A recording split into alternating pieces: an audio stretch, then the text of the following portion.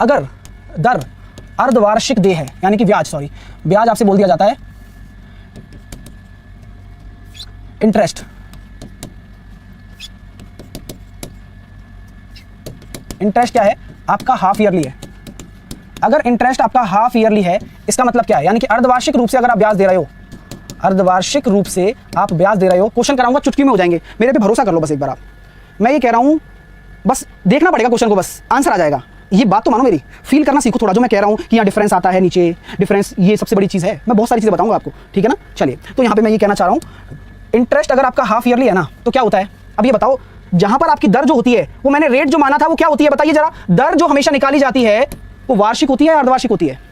बताओ बताओ। जो रेट आपकी निकाली जाती है वो वार्षिक होती है, अर्धवार्षिक होती है? या सर वार्षिक होती है। अगर मैं हाफ ईयरली ब्याज चाहिए, यानी कि मुझे हर 6 महीने में ब्याज दो आप, तो आप क्या करोगे? ठीक है भाई, मैं 6 महीने में ब्याज दे दूंगा। जो मेरी रेट वार्षिक है उसको मैं आधा कर देता हूं, और आपके जो 1 साल का समय था वो अब 2 साल का समय हो जाएगा। यानी कि आपकी दर तो आधी हो जाएगी और आपका टाइम क्या हो जाएगा? दुगना हो जाएगा। बात क्लियर हो रही है?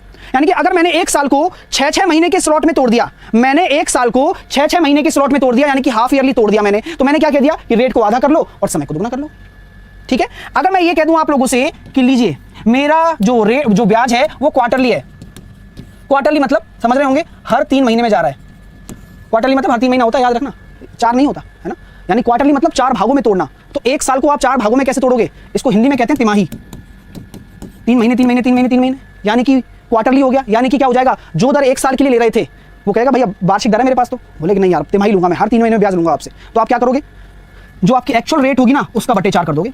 मतलब अब ये रेट से आप दोगे ब्याज उसको, और जो आपका समय कितना था, 1 साल था, वो 4 भागों में तोड़ देगा। यानी कि अब जो समय है आपका 4 गुना हो जाएगा।